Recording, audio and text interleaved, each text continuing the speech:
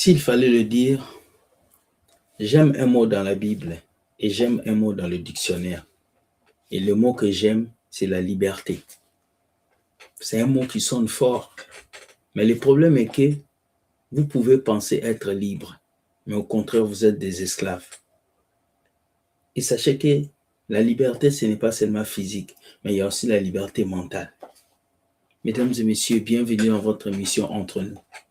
Ici, nous décryptons vos vidéos et nous disons ce que nous pensons et nous vous laissons aussi commenter afin que nous puissions lire ce qui se cache dans vos pensées à travers vos écrits. Pour commencer, je vous dis générique avec notre conférence qui aura lieu le 22 août en France pour la gloire de Dieu. Let's go. Générique.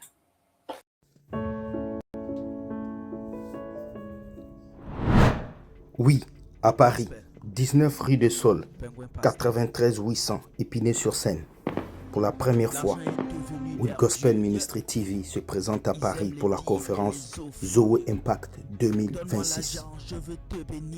Venez nombreux, car nous allons partager l'expérience en Jésus-Christ.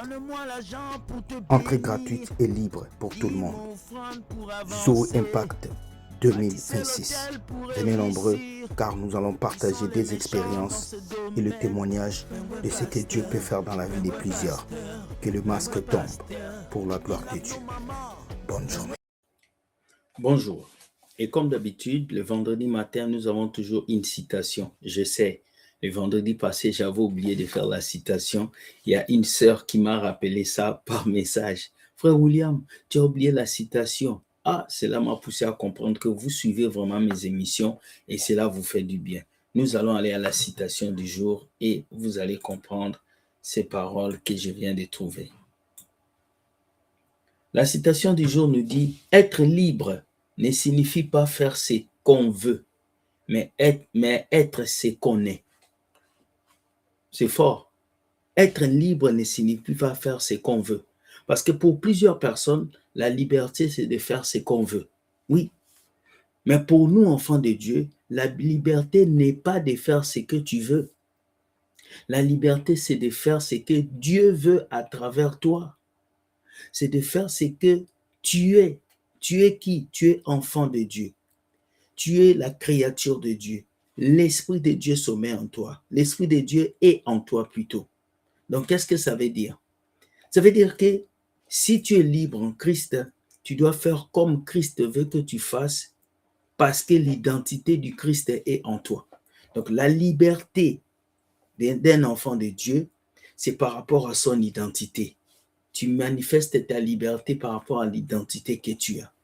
Voilà pourquoi chez les chrétiens, c'est important de savoir qui tu es. Parce que ce que tu es détermine ce que tu deviens. Et beaucoup de chrétiens ne voient pas la chose de la même manière. Alors voici cette citation qui m'a touché. Être libre ne signifie pas faire ce que l'on veut, mais être ce qu'on est, qui nous sommes enfants de Dieu sur la terre. Voilà pourquoi on dit tout est permis, mais tout n'est pas utile. Ah ouais, ça concorde un peu avec celui-là. Ouais, j'approuve cela. Voilà, dites-moi ce que vous pensez de cette citation. Nous allons passer à la vidéo. Aujourd'hui, nous allons parler des faux évangiles. Il y a un vrai évangile et il y a aussi un faux évangile. Oui, le vrai évangile se concentre sur Christ, Jésus. Le vrai évangile vient changer d'abord votre intérieur, votre manière de penser. Mais le faux évangile vous connecte aux choses de ce monde. Le faux évangile transforme et vous donne ce que vous voulez. Nous allons voir les vidéos et je suis sûr que vous allez aimer les pasteurs qui vont parler ici. Merci à Jean-Paul qui nous a envoyé ces vidéos depuis la Martinique. Je te salue. Un jour, je serai chez vous.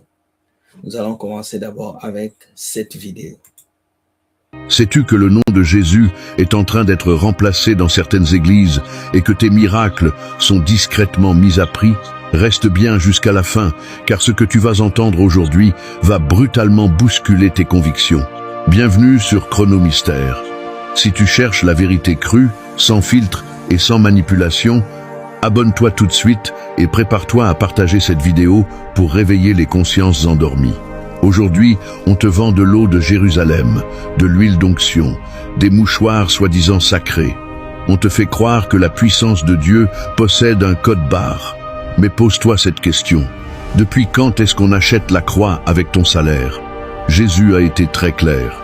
Vous avez reçu gratuitement, donné gratuitement. Il a chassé violemment les vendeurs du temple. Mais aujourd'hui, ces vendeurs sont de retour. Et cette fois, ils portent des costumes sur mesure au pupitre. Ton miracle n'est pas à vendre. Et la grâce absolue de Dieu ne sera jamais une marchandise. Et le pire est à venir. Vous comprenez le faux évangile? Le faux évangile était déjà entré dans le temple à Jérusalem lorsque Jésus a cassé les choses dans la synagogue. Le faux évangile était entré par l'argent. Voilà pourquoi Jésus avait frappé les gens. Maintenant, aujourd'hui, le faux évangile est entré vraiment puissamment à l'église. Parce qu'aujourd'hui, on a plusieurs monnaies, on a plusieurs pasteurs, on a plusieurs églises, on a plusieurs aventuriers qui se sont levés. Et comme on est dans un monde de distraction, beaucoup de chrétiens ne lisent pas leur Bible. Et voilà, ils monnaient tout. Les pasteurs qui font payer des délivrances, les pasteurs qui font payer de culte. J'ai même suivi la vidéo de quelqu'un pendant que j'étais au travail qui disait que l'enseignement est payant. Donc, si tu veux qu'il t'enseigne la Bible, tu dois le payer. On va continuer. As-tu remarqué cette nouvelle aberration spirituelle? Au lieu de prier au nom tout-puissant de Jésus-Christ, on entend de plus en plus de fidèles déclarer « Sous l'onction de mon Père spirituel ». Écoute-moi très bien et ouvre ton intelligence.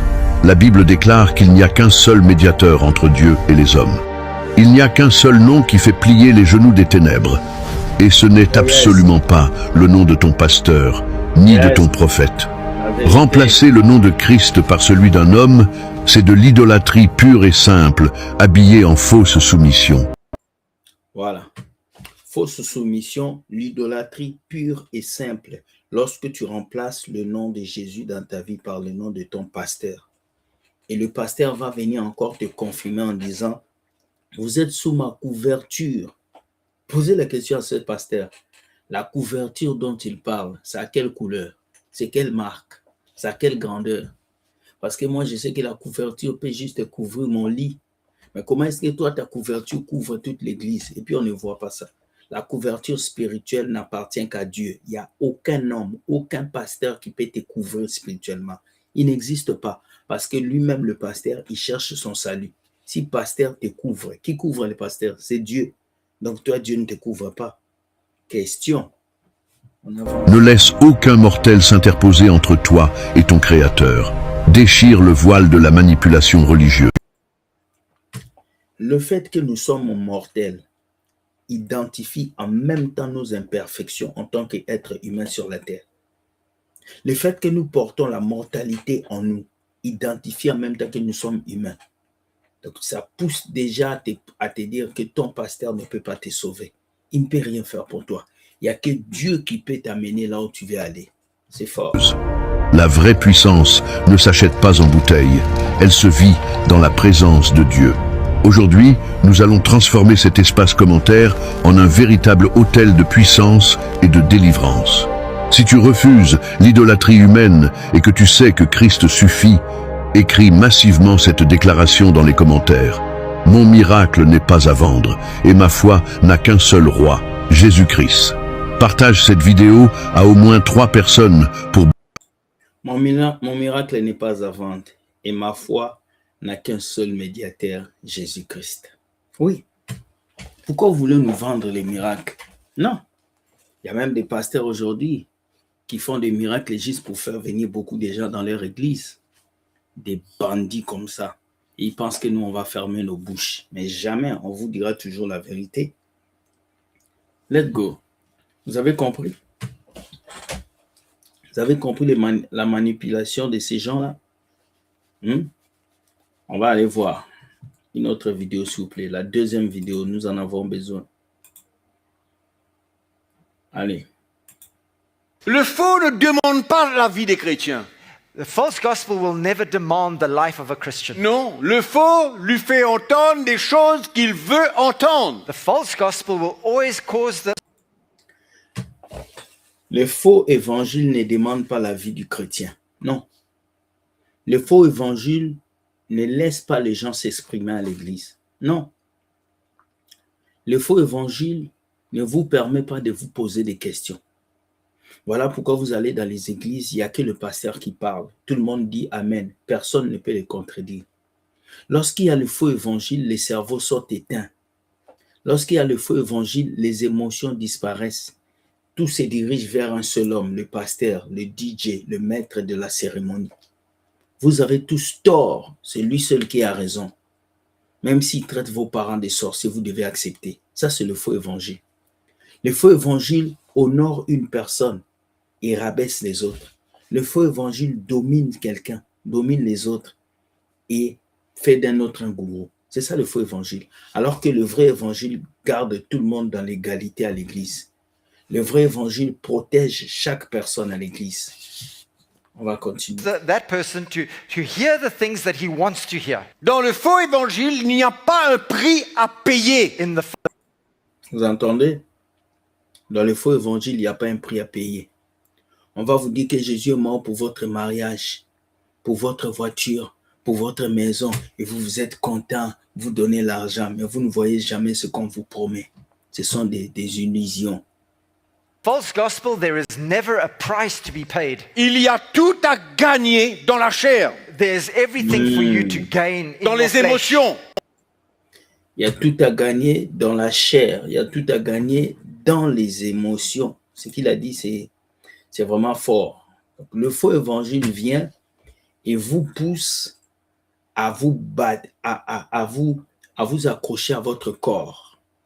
Vous commencez à vous croire capable de faire des choses. Mais la capacité d'accomplir des choses, c'est Dieu qui donne. Parce que dans la Bible, il dit, il nous donne le vouloir et le faire.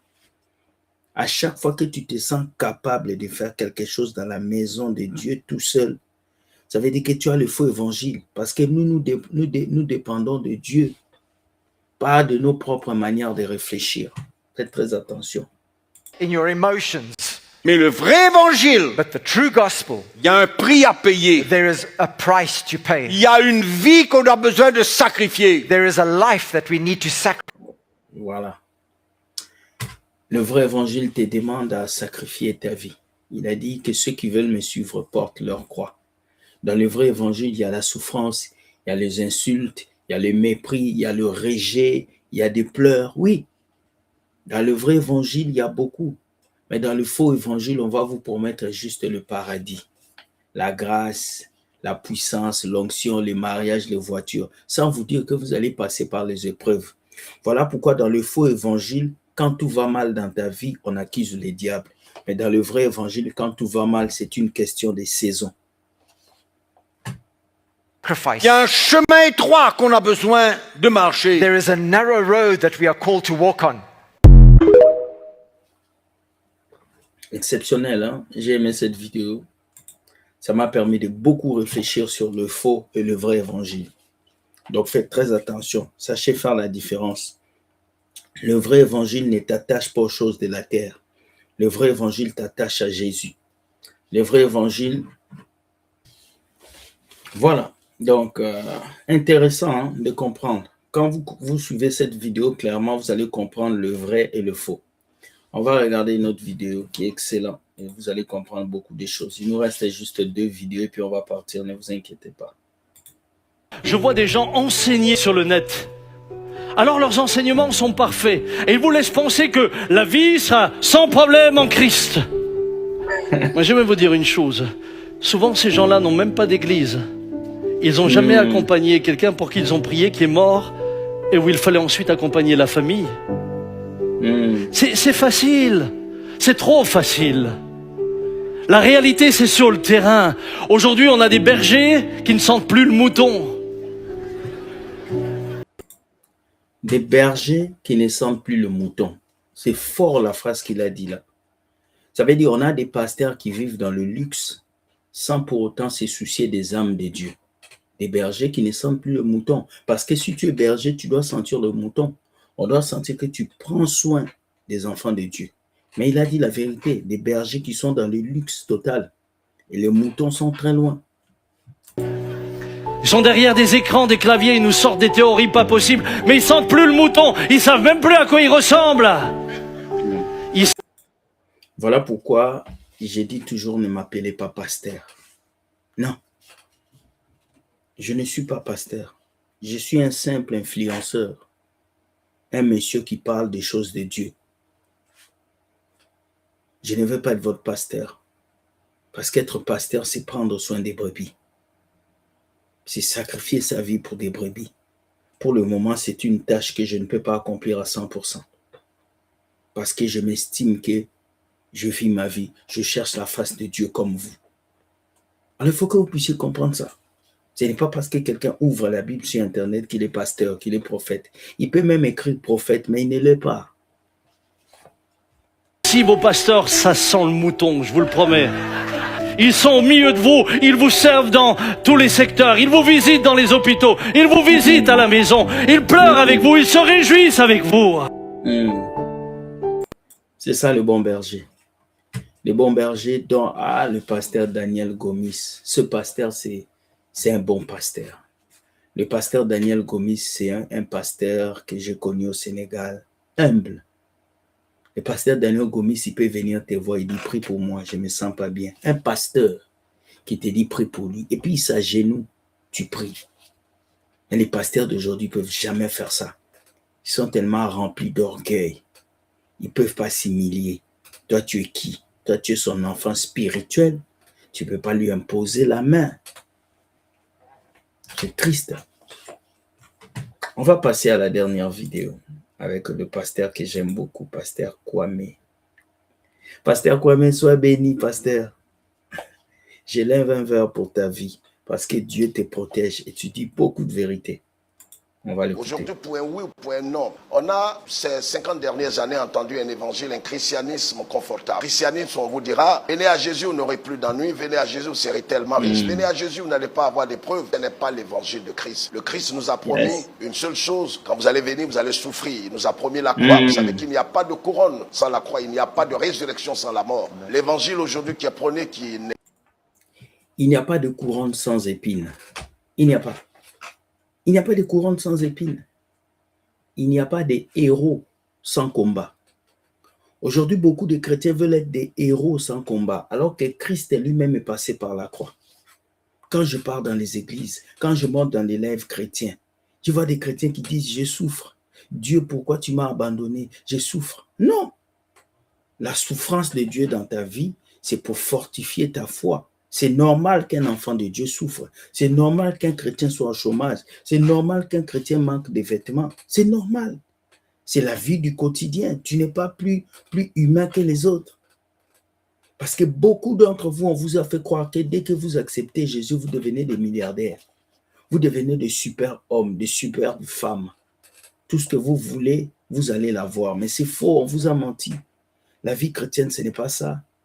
La vie chrétienne, c'est savoir traverser les épreuves, les opportunités de la vie. Tu n'as pas accepté Jésus pour rouler en carrosse. Tu n'as pas accepté Jésus pour acheter des villas. C'est faux. Les gens ont ces choses sans pour autant avoir Jésus. On avance. Il n'est pas loin de l'évangile des loges maçonniques. Il faut faire très attention. Il y a la souffrance, il y a la mort, il y a la douleur, même quand on appartient à Jésus. Souvenez-vous, avant de terminer, que Moïse est le seul personnage dans la Bible qui a pratiquement vu Dieu. Il a cheminé avec Dieu, il a vu Dieu pratiquement. Il a eu une expérience unique au point où Dieu dira, désormais si je vais parler à un homme, je parlerai aux hommes dans des visions, mais je ne parlerai pas aux hommes comme j'ai parlé à Moïse bouche à bouche. Vous comprenez, Moïse était un personnage unique, Moïse était un prophète de Dieu. Mais c'est ce prophète là qui sur la montagne avait sa main qui était en train de relâcher, mais Moïse n'a pas abandonné le combat. Moïse n'a pas abandonné le combat. Moïse pouvait dire, il pouvait s'excuser en disant, j'ai de l'âge, j'ai déjà tout gagné dans ma vie, alors même si ma main s'affaisse et qu'Israël a la défaite, moi je n'ai rien à cirer. Quoi qu'on dise, n'abandonnez pas la course dans laquelle vous trouvez, n'abandonnez pas le combat dans lequel vous trouvez. une vie en dépend, une famille en dépend, une génération tout entière en dépend. Je l'ai dit à une personne qui est sur le point de jeter l'éponge, de tout relâcher, d'abandonner, de dire, moi ça n'est trop. J'ai combattu pendant des années, je n'ai rien eu, je n'ai pas eu le mariage, je n'ai pas eu la santé, je n'ai pas eu le travail, je n'ai pas eu les finances, je n'ai pas pu avoir, je n'ai pas pu réussir. N'abandonne pas. N'abandonne pas le combat dans lequel Dieu t'a placé. Quelles que soient les difficultés du moment, le Seigneur te tirera d'affaire, il te bénira, il te rétablira et son nom sera glorifié. N'abandonne pas le combat dans lequel tu es. Parce que c'est Dieu qui t'a mis dans ce combat. C'est Dieu qui veut que tu puisses faire partie, que tu puisses te battre. Écoute, tu n'es pas venu à Dieu pour ces petits mariages. Tu n'es pas venu à Dieu pour faire tomber les gens. Tu es venu à Dieu d'abord parce qu'il t'aime et pour le salut de ton âme. Beaucoup de gens ont abandonné le ministère parce qu'ils n'ont pas vu des miracles. Ils ont abandonné Dieu parce qu'ils n'ont pas vu quelque chose. Mais non, nous ne nous approchons pas de Dieu pour qu'il nous bénisse seulement. Nous nous approchons de Dieu parce que nous sommes déjà bénis en lui. Alors, cher ami, toi qui es découragé, qui suis cette vidéo, tu te dis, depuis que je prie, mes prières ne sont pas exaucées. Pourquoi je ne me marie pas? Ça veut dire que ma vie va mal. Non, ta vie ne va pas mal. Les circonstances de ta vie ne peuvent pas changer la décision de Dieu sur ta vie. Garde la foi, avance et ne permets à personne de détruire ta foi. Bonne journée, sois béni et Dieu gagne toujours. Écoute, commente cette vidéo, dis-moi ce que tu penses. Je vais te lire. Et ceux qui ne se sont pas encore inscrits à notre conférence, allez le faire vite parce que nous sommes à un moment où les places deviennent limitées. Notre conférence aura lieu le 22 août 2026 à partir de 9 h du matin. Oui, très tôt, parce que le soir, on a autre chose à faire au 19 rue des Saules, 93 800 Épinay-sur-Seine, en France. Oui, en France. Nous allons parler, discuter, partager pour la gloire de Dieu. Écoute, viens, invite une personne. Nous allons partager des moments exceptionnels. Bonne journée, soyez bénis. Dieu gagne toujours. Je vous aime, vous là. Je vous aime beaucoup, beaucoup, beaucoup. Parce que nous cheminons une route exceptionnelle. Nous avons pris de la maturité depuis des années. Hier, il y a un monsieur qui m'a appelé depuis la France. Un député, il m'a dit, je suis tes vidéos depuis longtemps, mais je commence à sentir ta maturité depuis l'année passée. Tu es en train de te développer d'une manière exceptionnelle. J'ai dit, mon frère, c'est Dieu qui le fait, ce n'est pas moi. Alors cette maturité que nous développons, que ça puisse toucher tous les domaines de nos vies et que nous soyons matures dans tout ce que nous faisons pour Dieu. Bonne journée, sois béni et bye. Ciao, ciao.